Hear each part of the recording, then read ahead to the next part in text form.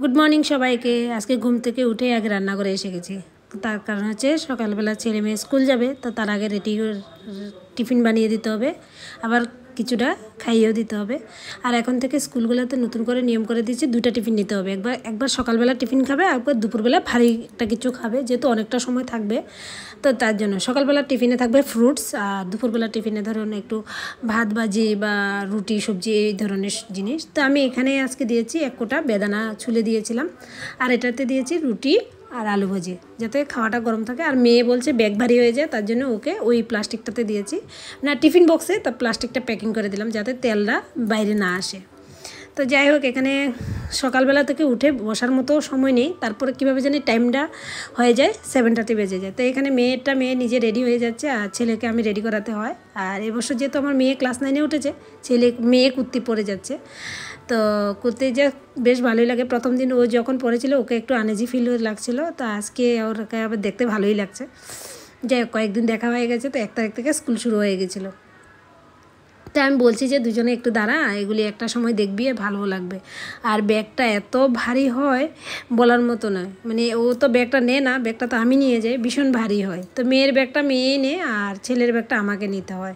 তো এখন প্রায় মোটামুটি স্কুলের সামনে এসে গেছি, এখানে শিব মন্দিরটা। তো আমি বলছিলাম যে একটু প্রণাম করে নে, তো বলছে মা আমি প্রণাম করে নিয়েছি।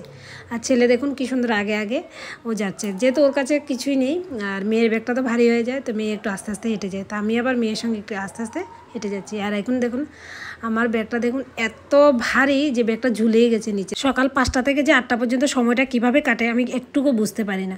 ঘুম থেকে ওঠার পরেই রান্নাবান্না, তার সব কিছু শেয়ারই করলাম, মানে কিভাবে যে সময়টা যায় আমি নিজেও বুঝতে পারি না। তো যাই হোক, এখানে একটু আড্ডা দিয়ে ঘরে যাব।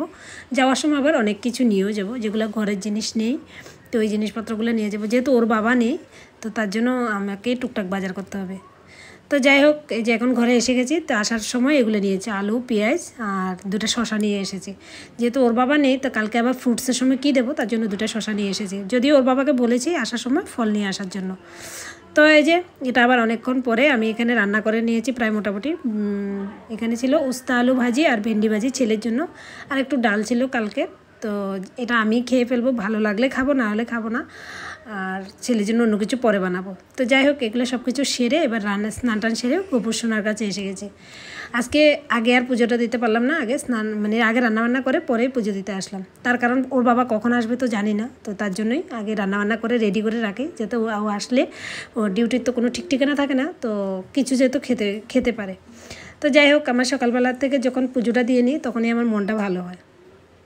তার এখানে একটু পরে ওর বাবা এসেছে, তো ওর বাবা আসার সময় অনেক ফল নিয়ে এসেছে, যেহেতু ছেলেকে এখন দুবেলা করে টিফিন দিতে হয়, তো তার জন্য এখানে তরমুজ আর কিছু এসেছিলো। চলুন টাটা।